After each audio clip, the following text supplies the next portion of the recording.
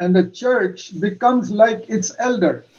ఒక సంఘం ఎప్పుడు కూడా ఆ సంఘ పెద్దవలే మారుతూ ఉంటుంది. If the elder is a backslider, the church will be backslidden. ఆ సంఘ పెద్ద వెనక్కి దిగజారిపోతూ ఉన్నట్లయితే ఆ సంఘం కూడా వెనక్కి దిగజారిపోతూ ఉంటుంది. So the Lord writes to 5 churches in Revelation, you are elders, you are backslidden and your church is backslidden. కాబట్టి ప్రభు 5 సంఘ పెద్దలకు ఏమి రాశారంటే మీరు వెనక్కి దిగజారిపోతూ ఉన్నారు, మీ సంఘాలు వెనక్కి దిగజారిపోతూ ఉన్నాయి. So to all those 5 churches, he's got one message. ఆ 5 సంఘాలకు కూడా దేవుడు ఒకే ఒక సందేశాన్ని కలిగి ఉన్నాడు. Repent. మారు మనసు పొందండి. Repent means turn away from sin. మారు మనసు పొందటం అంటే పాపానికి వ్యతిరేకంగా తిరగండి. Before Jesus went up to heaven, he told his disciples, go into all the world and preach the gospel to everybody.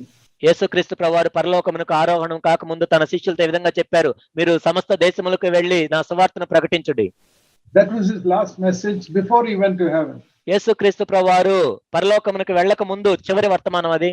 But after he went to heaven, what is his last message to the church? మన ఆయన పరలోకమునకు వెళ్ళిన తర్వాత సంఘానికి ఇచ్చిన చివరి సందేశం ఏంటి ప్రభు? That is in Revelation chapter 2 and chapter 3. ప్రకటన 2, 3 అధ్యాయాలు. 5 times you read it. Repent, repent, repent, repent. 5 సార్లు అక్కడ మారు మనసు పొందుడి, మారు మనసు పొందుడి, మారు మనసు పొందుడి అని ఉంటుంది. So if you ask me what is the last message of Jesus to the church, it is repent. సంఘానికి యేసుక్రీస్తు ప్రభువారు ఇచ్చిన చివరి సందేశం ఏంటి అని మీరు నన్ను అడిగినట్లయితే మారు మనసు పొందుడి అని నేను చెప్తాను. Also be an overcomer.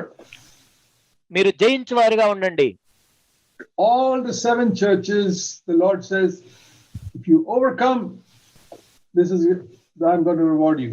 ఆ 7 సంఘాలకు కూడా ప్రభు చెప్పింది ఏంటంటే మీరు జయించువారుగా ఉన్నట్లయితే నేను ఇది ఇస్తాను. Be an overcomer, be an overcomer, be an overcomer. That is his message. జయించువారుగా ఉండండి, జయించువారుగా ఉండండి అనేదే ఆయన సందేశమై ఉంది. So there are 2 messages. కాబట్టి ఇక్కడ 2 సందేశాలు ఉన్నాయి. Repent and be an overcomer. మారు మనసు పొందండి, జయించువారుగా ఉండండి. What should we overcome? మరి ఏమి జయించాలి మనం? 3 things. 3 విషయాలు. We must overcome sin in our life. మన జీవితంలో పాపాన్ని జయించాలి.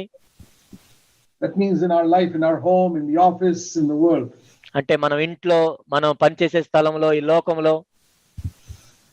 Secondly, we must overcome the world. రెండవదిగా ఈ లోకాన్ని మనం జయించాలి. The spirit of this world. ఈ లోక సంబంధమైన ఆత్మను మనం జయించాలి. Which tries to pollute our minds with dirty cinemas. కాబట్టి ఆ చెడు సినిమాలతో మన మనసులను పాడు చేస్తూ ఉంటది. And all types of filthy pictures on computer and on our phone.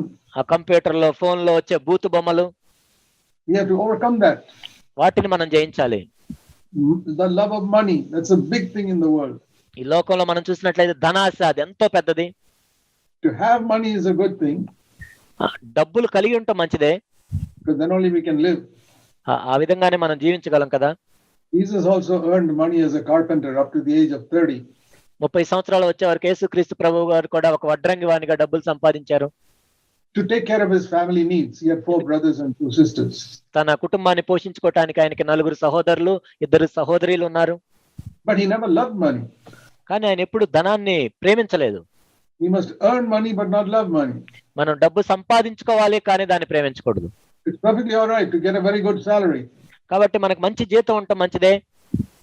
Because then we can live more comfortably and we can help other people who are in need. ఆ విధంగా మనం ఇంకా ఎక్కువ సౌకర్యవంతంగా ఉండొచ్చు, అవసరంలో ఉన్న వాళ్ళకి ఇవ్వచ్చు. So it's all right to earn money but not to love money. కాబట్టి డబ్బు సంపాదించడం మంచిదే కానీ దాన్ని ప్రేమించడం మంచిది కాదు. The main force in this world is money. ఈ లోకంలో మనం చూసినట్లయితే ఒక బలమైన శక్తి ఏంటంటే డబ్బు. And sinful pleasure. పాపపు భోగాలు. We have to overcome that. వాటిని మనం జయించాలి. So we have to overcome sin, we have to overcome the world. మనం పాపాన్ని జయించాలి, లోకాన్ని జయించాలి. And we have to overcome the devil. తర్వాత అపవాదిని మనం జయించాలి. The devil must not have any power over us. అపవాది మన మీద ఎటువంటి శక్తిని కలిగి ఉండకూడదు. Not in our life, not in our family, nowhere. మన జీవితంలో కానీ, మన కుటుంబంలో కానీ, ఎక్కడైనా కానీ. So the message of the Lord is repent and be an overcomer. కాబట్టి ప్రభు యొక్క సందేశం ఏంటంటే మారు మనసు పొందుడి, జయించుడి. That is the message to the last message to the 7 churches. ఆ 7 సంఘాలకి చివరి సందేశం అదే.